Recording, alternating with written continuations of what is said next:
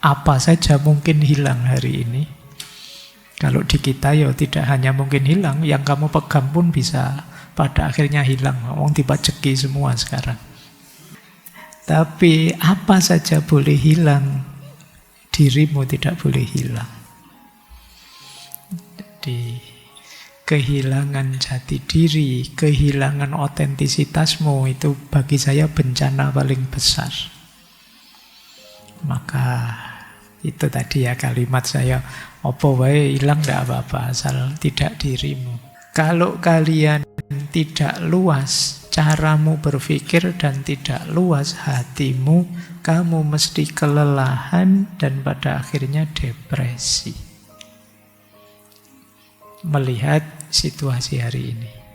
Maka pesan besarnya malam ini sebenarnya siapkan mentalmu. Jangan dikira situasi akan membaik, problem demi problem akan datang terus, membanjir.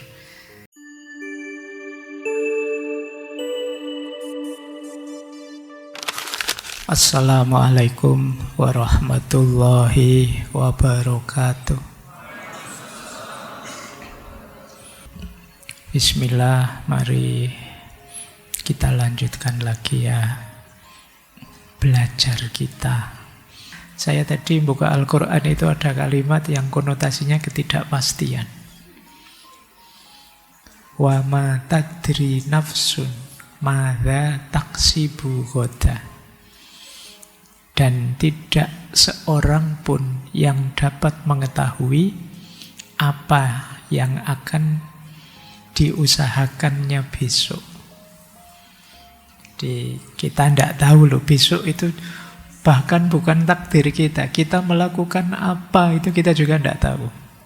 Kenapa? Situasi bisa berubah-ubah. Semula tenang-tenang, tiba-tiba panas.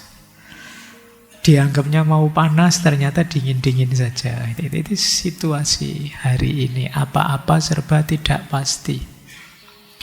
Tidak ada satu hal pun yang bisa kalian jadikan jaminan hari ini selain dirimu sendiri. Makanya kapan itu ada yang tanya saya tentang situasi ini, pesan saya cuma satu, minimal kalian jangan kehilangan dirimu sendiri. Karena apa saja mungkin hilang hari ini. Kalau di kita ya tidak hanya mungkin hilang, yang kamu pegang pun bisa pada akhirnya hilang. Wong dipajeki semua sekarang. Tapi apa saja boleh hilang, dirimu tidak boleh hilang. Jadi kehilangan jati diri, kehilangan otentisitasmu itu bagi saya bencana paling besar. Maka itu tadi ya kalimat saya, apa wae hilang tidak apa-apa asal tidak dirimu. Saya lihat beberapa kemarin ada yang lepas kontrolnya. Itu kehilangan dirimu berarti. Baik, bismillah ya kita belajar tentang ketidakpastian dan resiliensi diri. Yang pertama, tentang ketidakpastian. Kalau dalam beberapa analisis, di situ saya masukkan misalnya ada analisis VUCA.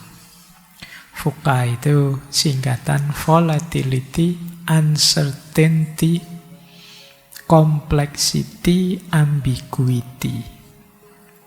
Jadi kita hari ini itu berhadapan dengan peradaban manusia yang volatil, uncertain, kompleks, dan ambigu. Volatil itu berubah-ubah. Sebenarnya berubah ini kan tidak mengagetkan wong Sejak zaman Yunani dulu orang sudah tahu bahwa hidup ini hakikatnya perubahan. Heraklitos. Satu-satunya yang tidak berubah adalah perubahan itu sendiri. Jadi hidup ini serba, bahkan Saya yang tadi jalan dari luar masuk ke sini itu mungkin beda sudah. Saya yang di sana di luar masjid dengan saya yang di dalam masjid itu mungkin sedikit banyak juga berubah. Saya yang belum berangkat ke masjid dengan saya yang sekarang sedang itu mungkin sedikit banyak juga sudah ada perubahannya. Nah, problemnya memang hari ini perubahan itu begitu cepatnya. Dan kalian sering kaget dengan perubahan yang sangat cepat itu. Ketika kalian kaget terus pikiranmu jadi tidak jernih, daya kritismu turun, akhirnya kamu gampang dimanipulasi. Hari ini kan hidup kita itu dari viral ke viral. Setiap viral itu kan mengagetkan. Akhirnya kita kehilangan kewaspadaan, daya kritis kita turun. Itulah kenapa orang Jawa punya semboyan ojo gumunan, ojo kagetan. Kalian mungkin tanya, kenapa sih Pak? Kan wajar saja orang gumun, orang kaget. Iya, karena dalam situasi gumun, situasi kaget, itu pikiran kita jadi tidak jernih melihat persoalan. Jadi kita tidak tajam, wong kaget. Sama kayak orang marah. Orang marah itu kan juga tidak jernih pikirannya. Maka mari kita sadari hidup ini memang berubah-ubah. Dan belakangan perubahan itu cepatnya luar biasa. Oke, ini teori Foucault itu ya. Kemudian yang kedua, selain berubah-ubah, dunia ini hari ini serba tidak pasti. Kalian boleh meramal apa saja, tapi masa depan tidak bisa digambarkan. Kalian mau bilang besok kita ada Indonesia emas, itu aja kan ragu-ragu. Iya kan? Emas tenanan dong, situasinya kayak gini kok ya. Ini kamu ragu-ragu. Mau bilang Indonesia hancur itu gimana? Mau bilang Indonesia maju itu gimana? Kita bingung. Ya yang bilang pasti maju menggebu-gebu kan biasanya ya para pejabat. Tapi kan kita membaca objektifnya itu tetap merasa ragu. Meramal Indonesia 10 tahun, 20 tahun, 30 tahun ke depan seperti apa, mungkin kita tidak berani memastikan. Kenapa? Tadi loh situasi perubahannya terlalu cepat. Nah ini situasi kedua. Tapi ya tetap kalian harus siap. Makanya jangan mudah percaya dengan ramalan-ramalan. Kadang-kadang ramalan itu berdasarkan fakta hari ini. Tapi kalau fakta hari ini tidak jelas, gimana orang bisa meramal? Kalau situasi existingnya kita tidak tahu, lah gimana kita bisa memprediksi? Kecuali ramalan-ramalan yang model besok ada bencana, besok ada pejabat ketangkep, itu kan ramalan-ramalan. Ramalan kayak gini kalau benar jadi rame, hype, kalau salah tidak ada orang bahas. Makanya peramalnya rasanya hebat luar biasa. Padahal itu dari sekian puluh ramalannya mungkin 1-2 yang pas.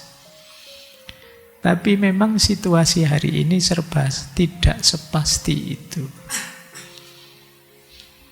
Zaman dulu bahkan sudah diramalkan loh, 2012 itu kiamat.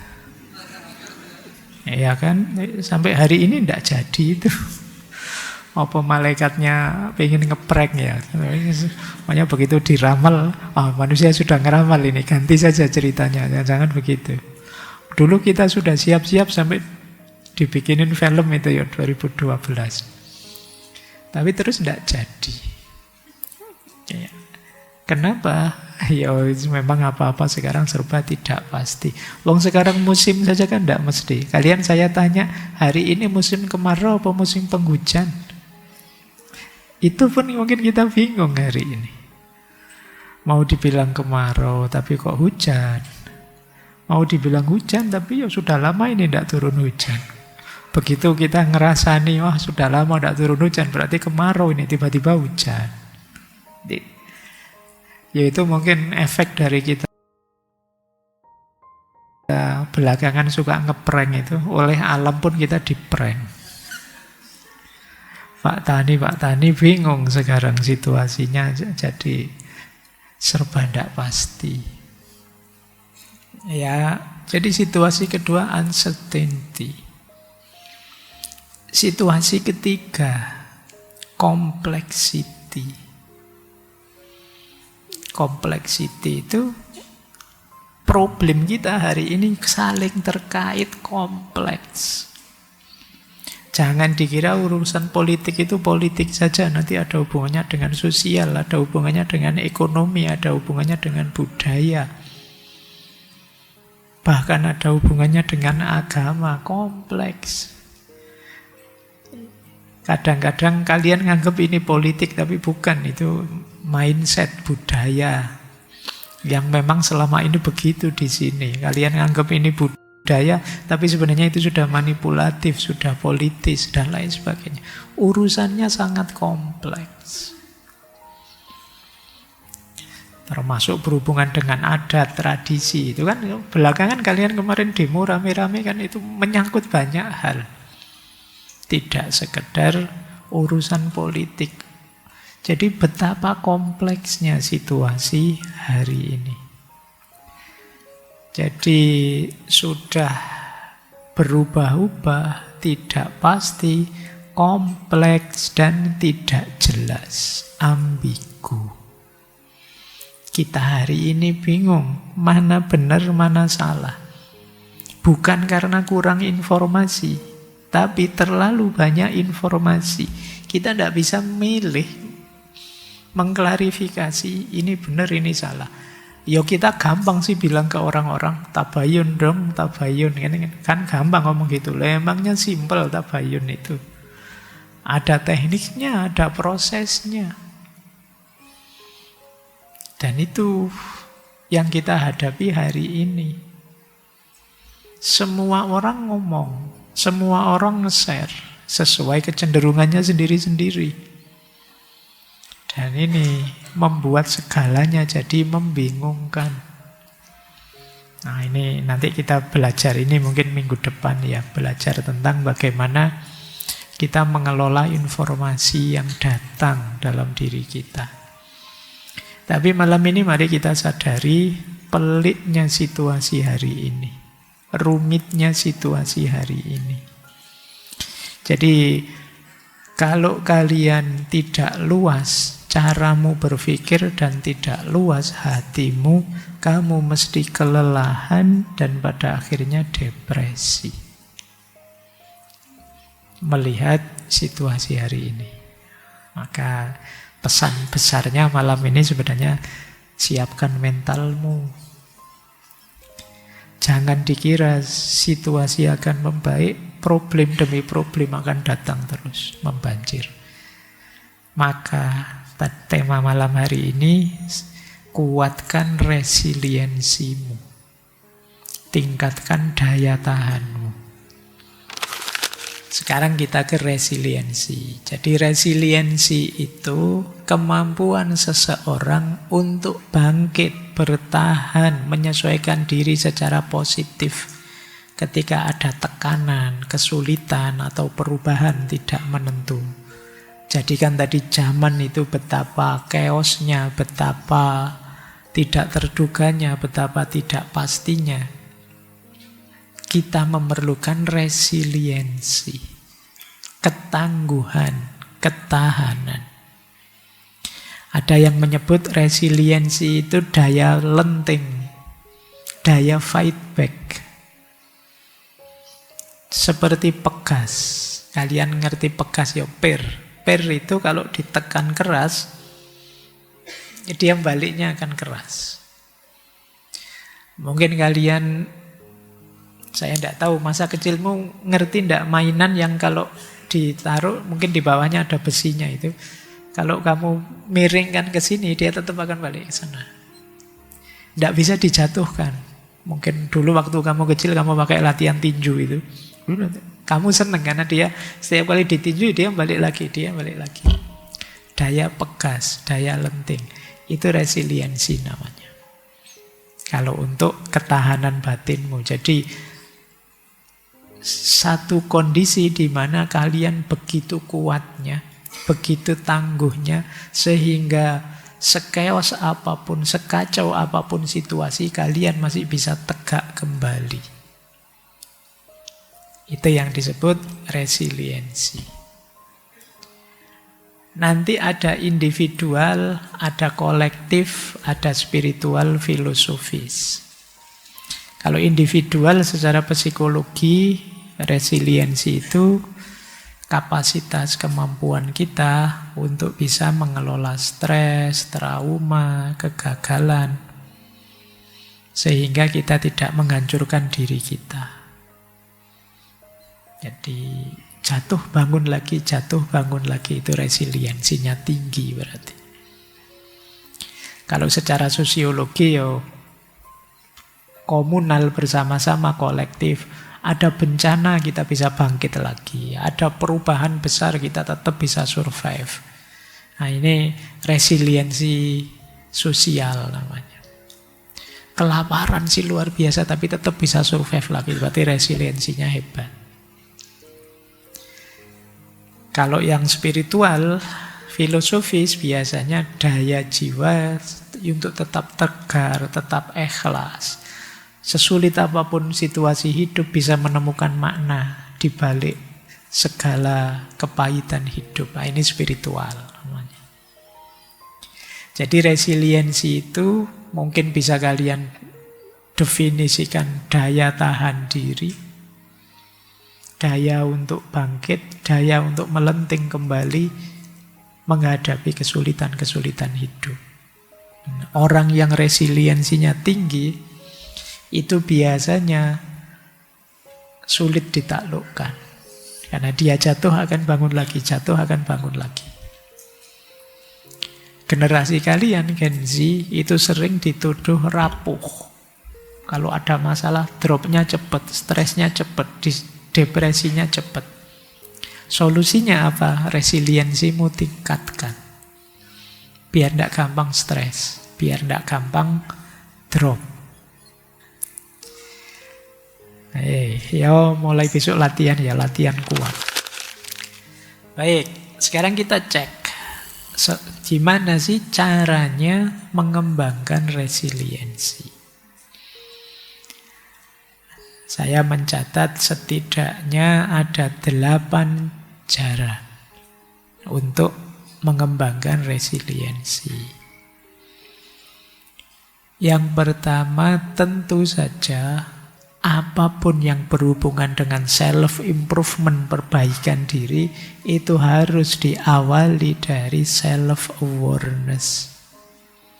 Mengenali diri kita sendiri. Ya enggak mungkin lah kita bisa bertahan tanpa mengenali diri kita. Jadi diawali self-awareness. Emosi-emosi kita, pola pikir kita, kelemahan-kelebihan kita. Ayo kita kenali. Tanpa kita kenal diri kita, ya bagaimana kita bisa bertahan menghadapi situasi zaman yang tadi tidak pasti, chaos dan lain sebagainya. Jadi syarat pertama adalah membangun kesadaran diri, sadari. Saya tidak tahu dalam sehari-hari sejauh mana kalian hidup dengan sadar. Keputusan-keputusanmu hasil renungan yang matang, tidak sekedar ikut arus. Jadi sadari dirimu, sadari setiap keputusanmu. Dengan dasar mengenali emosi, pola berpikir, kelemahan dan kelebihanmu. Kalau sudah sadar, terus yang kedua mengelola pikiran. Ini uraian panjangnya boleh kembali ke sesi mindset dulu. Kita ada ngaji filsafat tema mindset. Misalnya gini mengelola pikiran itu. Self-talk kita, mari ngambil self-talk yang positif, jangan yang negatif. Jadi self-talk positif itu apa? Pernyataan kita untuk diri kita sendiri. Aku sebenarnya bisa kok. Mungkin kemarin kurang tekun saja, besok aku akan lebih tekun. Ini lebih positif. Daripada kalian bilang, aku gagal, memang aku ini ndak cakep, aku ini ndak. Ini self-talk negatif. Bikin self-talk positif. Kalian nembak ditolak, yo. Biasa hidup itu ada diterima, ada ditolak. Sebenarnya dia ndak sadar saja sih nolak saya misalnya gitu. Dia ndak tahu istimewanya saya gitu. Istimewanya saya itu ditolak tapi tetap wah gitu. Kayak pokoknya kamu ngomong dengan dirimu yang positif saja. Seandainya ada kelemahan, bahasakan itu sebagai tantangan. Bukan kelemahan yang menjatuhkan kita. Terus reframe. Reframe itu kita ngasih frame baru. Kita berhadapan dengan masalah itu kita melihatnya bukan wah ini menjatuhkan, ini enggak. Kita membacanya, ini peluang untuk saya tumbuh. Ini peluang untuk nambah pengalaman. Ini peluang untuk latihan berani. Ini peluang. Ini reframing namanya. Jadi ini berhubungan dengan mengelola pikiran. Kemudian latihan menerima hal-hal yang di luar kendali dan mengubah hal-hal yang bisa kita ubah. Ini sama ya, di Stoik juga ada banyak pandangan itu. Jadi ini kunci kedua. Pikiran kita nanti jadi sumbernya ketenangan hidup. Yang ketiga, ya kalau ini niscaya ya, kesehatan fisik. Ya tetap kalian harus sehat. Sejernih apapun pikiranmu, kalau tidak sehat, ya lemes. Tidak ada gunanya. Pikiranmu tinggi-tinggi kalau kamu sakit. Gaya hidupmu yang sehat. Kemudian kuatkan jaringan sosial. Nyari circle yang mendukung. Jangan circle yang toksik. Nanti mungkin minggu ketiga ya, bulan ini kita membahas support system. Antara lain jaringan sosial yang mendukung.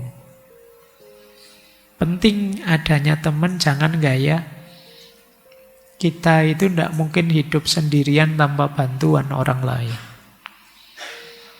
Akan selalu ada kepentinganmu dengan orang lain. Bahkan misalnya kajian kayak gini tuh, kamu Pak, saya datang sendirian kok Pak, duduk sendirian, tidak butuh lain. Bayangkan kalau lingkunganmu tidak support, misalnya beberapa ada yang seneng sandal-sandal yang bagus terus sandalmu hilang, itu kan tidak bisa, kamu tidak ada hubungan dengan yang akan selalu ada hubunganmu dengan orang lain. Seintrovert apapun dirimu, emangnya kamu tidak pakai baju? Bajumu itu apa ya? Kamu nanam kapas sendiri, kamu memintal sendiri, bikin kain sendiri kan? Ya tidak. Kemudian ngaji saat ini kamu butuh takmir yang nyiapin kopi, yang nyiapin tempat. Ya tidak bisa kita sendirian. Support system penting. Maka membangun resiliensi juga perlu jaringan sosial yang mendukung. Kemudian tentu saja spiritualitas bisa menguatkan resiliensi. Sabar, tawakal itu menguatkan sudah.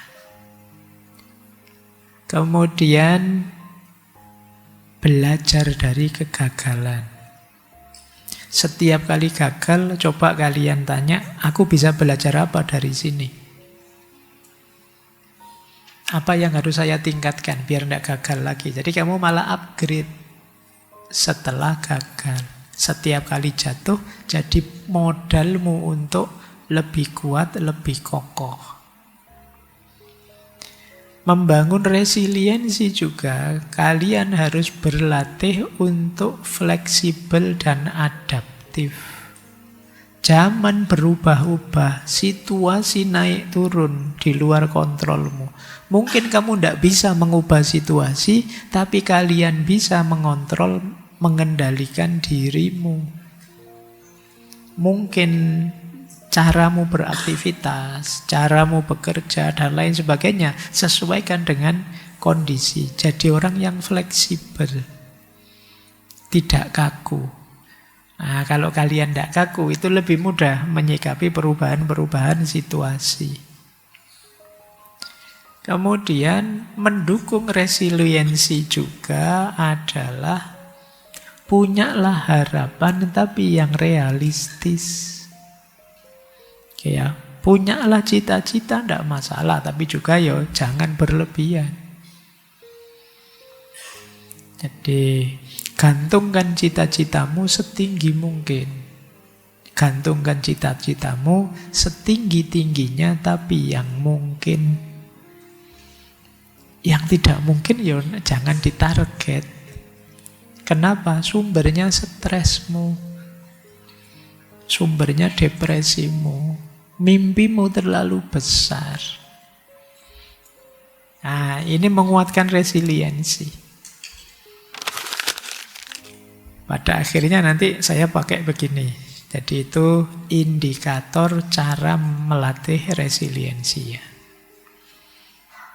Jadi resiliensi itu ada banyak dimensinya. Ada pikiran, emosional, sosial, spiritual, praktis, dan fisik. Yang pikiran itu berarti tadi ya, memahami, memberi makna, melihat dengan frame yang berbeda. Nah, itu pikiran. Berarti kalian cara melatihnya melakukan reframing, latihan menulis jurnal, latihan menulis pelajaran dari setiap kesulitanmu. Itu melatih kemampuan resiliensi kognitifmu. Kemudian emosinya juga dilatih. Mengendalikan cemas, takut, marah, gimana caranya tenang. Misalnya, itu saya kasih contoh ya, caranya. Biasakan tidak terburu-buru. Kalau emosinya terlalu melonjak-lonjak, pause sebentar. Apa pause itu? Berhenti sebentar. Terlalu senang, atau terlalu sedih, atau terlalu marah, atau terlalu kecewa, itu kan sedalam itu yang kamu rasakan. Coba jangan memutuskan apa-apa dulu, berhenti dulu sebentar. Kalau mengikuti hadis itu kan, kalau kamu marah sedang berdiri duduklah, sedang duduk berbaringlah. Itu maksudnya berhenti dulu. Jangan melakukan apa-apa, jangan memutuskan apa-apa. Ini dalam rangka mengendalikan emosi.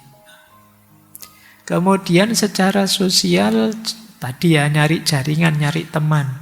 Bangun relasi yang tulus, tidak sekedar formalitas. Cari komunitas yang memungkinkan kalian belajar empatik. Bukan komunitas yang hanya nyari seneng-seneng saja, kemampuan sosial skillmu tidak meningkat. Secara spiritual juga begitu ya. Secara spiritual, perbanyak ibadah, zikir, kemudian banyak baca-baca buku filsafat misalnya. Itu kan meningkatkan spiritualitasmu. Paling tidak kan kamu tidak mikir macam-macam. Yang dipikir mau coba buku tidak paham-paham. Itu kalau tidak jadi marah, tidak jadi kecewa. Kamu tuh paling sumpek baca buku filsafat, Pak, tidak paham-paham saya, Pak. Itu paling tidak teralihkan sebentar. Nah, ini spiritual. Ya kan resiliensimu akan lebih kuat kalau kamu sadar tujuan. Nah, tujuan itu bisa diambil dari filosofi hidupmu atau makna-makna spiritual. Kemudian dari aspek praksis atau tindakan kalian untuk bisa lebih kuat, boleh kok kalian meningkatkan kualitas dirimu. Misalnya kamu latihan digital apa, nambah kemampuan bahasa apa, itu pasti membuatmu lebih tangguh. Semakin kamu nambah skill, semakin kamu hebat, kuat. Kemudian biasakan, ini mendukung resiliensi. Kalian punya target apapun, rencananya jangan hanya satu. Ini plan A, ini plan B, ini plan C. Plan A gagal ya plan B. Plan B gagal ya plan C. A, B, C gagal semua, ganti rencana. Loh, jadi caranya begitu. Jadi, karena planmu hanya satu, ya ketika gagal selesai. Nah, itu ya. Oke, dan fisik tentu saja kesehatan. Jadi penting. Terus, ini penghalang-penghalang resiliensi. Kalian yang dengan mental dan mindset seperti ini, kamu tidak akan jadi lebih tangguh. Resiliensi tadi kan ketangguhan. Saya tidak tahu, mungkin kalian pernah mengucapkan kalimat ini. Misalnya kalian bilang, padahal itu jelas-jelas kamu yang gagal. Tapi kamu bilang, itu bukan salahku. Aku ini hanya korban. Dosennya saja yang tidak fair, tidak adil. Teman saya saja yang usil sehingga saya tidak lulus. Kamu selalu nyari kambing hitam, menyalahkan yang lain. Ya kamu tidak jadi kuat. Karena kamu lari dari masalahmu. Jadi, ya kalau memang kalian yang variabel gagalnya, bilang iya, saya yang gagal. Nah, tapi besok akan saya perbaiki kurangnya apa. Atau yang kedua, kalian merasa, wah ini sudah rusak total, tidak mungkin bisa diperbaiki, Pak, sudahlah. Nah, ini juga pasti kalian tidak akan dapat apa-apa dari kegagalanmu. Kalian merasa gagal, jatuh sejatuh-jatuhnya. Tidak mungkin bangkit lagi. Apalagi terus kalian bilang, tidak ada gunanya saya berusaha, Pak, sudah, saya ini memang mungkin levelnya cuma segini. Selesai, kalian tidak akan jadi lebih kuat. Atau kalian protes, mengapa harus aku yang gagal? Apa salahku? Apa dosaku? Tiap hari bikin puisi ya. Ya sudah, kamu tidak jadi resilient, kamu tidak jadi tangguh, tidak jadi kuat. Kamu tidak percaya dengan kenyataan hidupmu. Seharusnya tidak terjadi. Ya, itu sama saja, meratap, lari. Dan yang paling sering mungkin kita yang terakhir itu takdir, Pak, sudah. Kalau sudah takdir itu kamu sudah macet sudah di situ. Ada apa-apa takdir. Oke ya, coba diingat-ingat kalian, semoga tidak ada cara berpikir begini. Karena kalau cara berpikirmu ada di sini, tidak jadi kuat kalian. Tidak jadi resilient. Intinya kalian lari dari masalahmu, tidak mengakui kegagalanmu. Ya sudah, pelajaran dari kegagalan tidak kalian dapat, padahal kenyataannya ya memang kamu gagal. Yuk dilanjutkan, kita filsafatan sebentar. Karena ngaji filsafat nanti dianggap motivator saya kalau ngomong itu terus ya. Ayo filsafatan ya. Kita lihat perspektif-perspektif tentang resiliensi dari tradisi filsafat. Saya perbanyak dari kelompok filosof eksistensial. Sebenarnya saya ingin masuk juga ke stoik dan lain sebagainya, tapi ya sudah terlalu sering kita bicara stoikisme. Nah, kita belajar ya dari para filosof eksistensialis. Yang pertama, Søren Kierkegaard. Dia bilang, hidup ini memang tentu saja diliputi kecemasan, angst, dan paradok. Berarti apa? Resilient itu kita tetap memilih hidup yang otentik meskipun cemas, meskipun paradok, meskipun tidak jelas. Itu kata Kierkegaard. Itu Viktor Frankl tentang resiliensi. Baik, itu gambarannya ya para filosof. Sekarang ke tasawuf. Kalau ini sih konsepnya kalian paham ya. Meningkatkan resiliensi khas tasawuf. Resiliensi itu berarti kondisi jiwamu yang pantang menyerah untuk berikhtiar, sabar, istiqomah mengikuti prosesnya, warok, mampu menahan diri, mengendalikan diri, qanaah, kalian siap menerima apapun pemberian Tuhan padamu. Jadi ketika jiwamu terbentuk dengan 4 karakter ini, bisa dipastikan daya resiliensimu tinggi. Kalian siap berikhtiar, sabar mengikuti proses jatuh bangunnya, senantiasa warok, mampu mengendalikan dirimu, mengendalikan batin pikiranmu. Ya kalau dalam konteks agama, tidak sampai terjatuh pada hal-hal yang dilarang. Kemaksiatan, dosa kecil maupun dosa besar. Dan qanaah. Qanaah itu jiwamu yang ridho dengan apapun jatah pemberiannya Allah. Nah, kalau kondisinya sudah seperti ini, jalankan itu, fungsikan itu untuk melakukan 3 hal. Kalau dalam tasawuf ya. Yang pertama, kita fungsikan untuk tawajud. Yang kedua, untuk tajarrud. Dan yang ketiga, untuk tazkiyatun nafas. Tawajud itu menemukan yang maha wujud. Sampai pada yang maha wujud, sampai pada Allah. Jadi daya resiliensi kita itu adalah jembatan untuk kita lebih dekat dengan Allah. Itu tawajud. Jatuh bangun lagi, jatuh bangun lagi. Motifnya apa? Biar lebih dekat dengan Allah. Ini dulu kita pernah belajar patah hati menurut sufisme. Itu bagaimana setiap kali luka itu hakikatnya apa? Terbukanya diri terhadap cahayanya Allah. Kita itu lebih sering ingat Allah ketika jatuh dibandingkan ketika tegak. Diakui saja.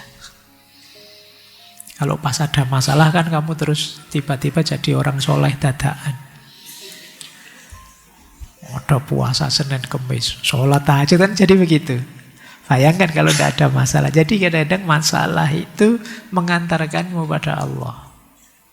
Itu yang disebut tawajud. Yang kedua tajarrud. Tajarrud itu masalah itu menyadarkanmu untuk tajrid, melepaskan diri dari hal-hal duniawi. Tidak lagi melekat terhadap yang duniawi. Itu namanya tajarrud. Jadi kalau kemarin kamu serakah, kamu ambisius, kalau begitu gagal kamu sadar ternyata seilusi itu dunia. Nah, terus kamu mulai bisa pelan-pelan melepaskan keterikatanmu. Itu fungsi tajarrud. Dan pada akhirnya bisa tazkiyah. Bersih dirimu. Kalau sudah tajarrud, tawajud tentu saja bersih sudah. Jiwamu yang bersih. Jadi resiliensi secara spiritual bisa mengantarkanmu pada Tuhan, membebaskanmu dari keterikatan duniawi dan membersihkan jiwamu. Itulah kenapa resiliensi penting. Kalau di surat Al-Hadid ditegaskan likaila taksau alama fatakum wala tafrohu bima atakum. Supaya engkau tidak bersedih hati terhadap apa yang luput dari kamu dan tidak terlalu gembira terhadap apa yang diberikan padamu. Biasa saja, jangan terlalu berlebihan. Nah, ini berarti orang yang kuat, daya resiliensinya tinggi. Wallahu la yuhibbu kulla mukhtalin fakhur. Dan Allah tidak mencintai setiap orang yang sombong lagi membanggakan dirinya. Ada satu peribahasa menarik dalam bahasa Arab ya. La tahzan ala ma fataka fa inna ma fataka lam yakun liyusibaka. Jangan bersedih atas apa yang luput darimu. Karena apa yang luput darimu memang bukan ditakdirkan untukmu. Ini boleh dibikin spanduk bagi yang patah hati. Nah, ya. Iyalah. Dalam hidup ini kita pasti mengalami kehilangan, tapi jangan sesedih itu. Karena apapun yang hadir dan pergi dalam hidup kita sudah dijatah oleh Allah. Jadi jangan sedih kalau ada yang lepas, ada yang luput. Karena tidak mungkin lepas kalau itu jatah kita. Dan tidak mungkin akan menetap di kita kalau itu bukan jatah kita. Maka fa inna ma fataka lam yakun liyusibaka. Sesungguhnya apa yang menimpamu adalah apa yang luput darimu berarti bukan sesuatu yang ditakdirkan untukmu. Ini lagi-lagi menguatkan kita ya, resiliensi. Ada kalimat menarik dalam Bhagavad Gita. Ini nasihatnya Sri Krishna pada Arjuna. Kalimatnya, hanya pada pelaksanaan engkau mempunyai hak dan tidak sama sekali pada hasilnya. Janganlah hasil dari pekerjaan itu menjadi alasanmu. Dan jangan juga engkau membiarkan dirimu tidak melaksanakan pekerjaanmu. Ini kan Arjuna sedang ragu-ragu ini. Masa saya serang? Masa saya jatuhkan? Masa saya bunuh? Ini saudara-saudara saya semua di depan saya. Tapi kan terus Krishna mengingatkan, sudahlah. Kalau itu memang tugasmu, jalankan saja. Tidak usah terlalu panjang, terlalu overthinking, mikir hasilnya apa, efeknya apa. Jadi, karena apa? Karena menjalankan kewajiban itu hak kita, tapi hasilnya bukan hak kita. Jadi, hasilnya haknya Tuhan.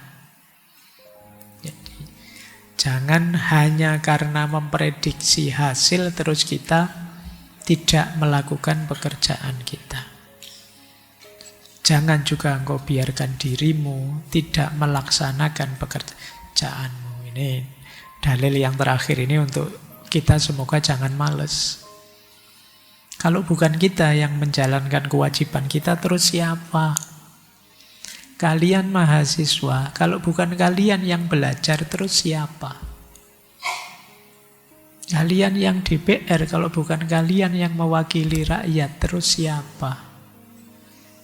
Kalau bukan kalian yang mengelola, misalnya para pejabat Indonesia, lah terus siapa? Lah kewajibanmu memang itu. Seperti saya bilang tadi, segala kekacauan ketika orang mulai lari dari kewajibannya, apalagi terus jatuh egoistik tadi.